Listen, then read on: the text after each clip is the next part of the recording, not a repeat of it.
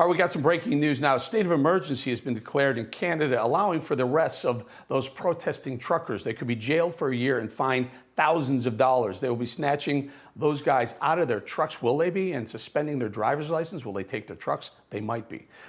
Most likely, Canada's leader, Justin Trudeau, is bowing to the pressure from Joe Biden to crack down on the protests. Now, remember, when we were all little kids and we went on field trips, the bus would drift onto the highway and all the kids would stare out the windows, and whenever a big truck pulled up next to us, we'd start pumping our fists up and down until the truck honked their horn. If we're lucky, they do it 2 or 3 times. Gotta love that. At the time, we thought these were just a couple big people in big cool trucks, but as adults, we now know how vital those people really are, honking their horns for us.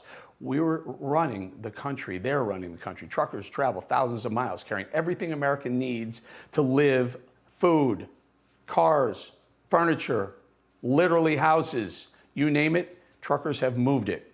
We need them. And now they need us. In Ottawa, Canada, truckers are protesting vaccine and mask mandates imposed on them by Canadian Prime Minister Justin Trudeau.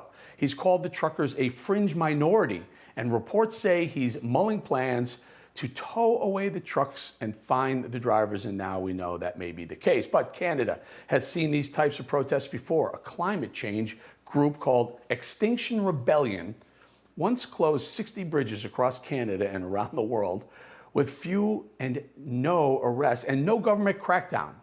Different rules for different causes, I guess. Another trucker convoy is blocking the Ambassador Bridge leading to Detroit. 27% of all trade between the U.S. and Canada goes through that bridge, goes over that bridge. Ford, Chevy, and Honda have been forced to cut back production. It's caused such an impact, Michigan Governor Gretchen Whitmer even asked Canada to de-escalate the protests. Pull the mandates, how about that? Meanwhile, in America, independent truckers, for the most part, were spared from vaccine mandates. All foreign commercial drivers traveling into the U.S. need to be vaccinated. And with Canada and Mexico being the United States' biggest trading partners, you can expect more shipping shortages. Prices up too, I guess. This trucker convoy may have been the thing we all needed to kick liberals out of power and in the right direction. And now the movement is growing beyond Canada. A group of American truckers, cowboys, and farmers are organizing a people's convoy that will meet in Coachella, California, beginning March 1st and make its way across the country to D.C., where I plan to meet them.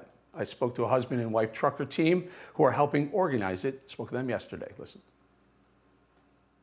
It is a convoy headed to D.C. We want to stand up for our rights, for our freedoms. We want to restore our constitutional rights. We want to stop the tyranny within our government and get our freedoms back.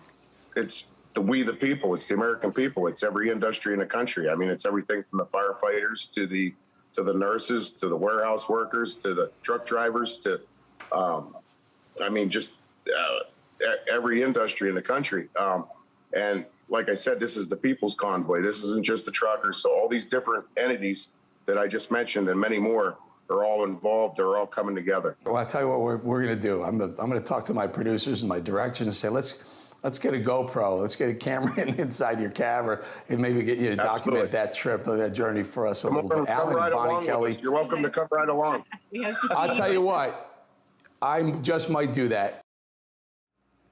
Yeah, turns out I am going to do that. And that's not just North America. These protests against harsh COVID mandates have gone global. In New Zealand, protesters are camping outside Parliament. Trucker convoys in France. Even in Scotland, a freedom convoy is heading to Edinburgh and London. Germany, Cyprus, Argentina, Australia. Belgium has trucker convoys. Belgium! Credit to Jeff Daniels for that line.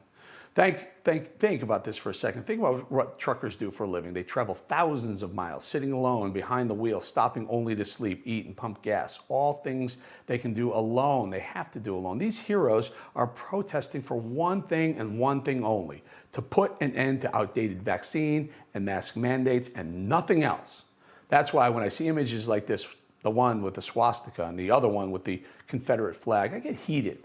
Because we know that those people don't truly support what the truckers are doing. It's random people who just want to cause chaos and push their own hateful agendas. And the spokesperson of the Canadian Trucker Convoy, Benjamin Dichter, a Jewish man himself, said as much. Anytime you see something like that, the leaders of that community, they're outraged. This is disgusting. And for the rest of us, it's it's fueling the hate towards the rest of us. So ignore it. Yeah. Also called a false flag, folks. What he's saying is this: when bad actors try to invade a peaceful and unifying protest, liberal news outlets get away with writing condescending headlines like this one. Quote, holding a mass temper tantrum in Ottawa disguised as a street party won't end the pandemic. You want to know what else won't end the pandemic? Vaccine and mask mandates. Truckers, don't let idiots who like to cause chaos distract you from what's really going on.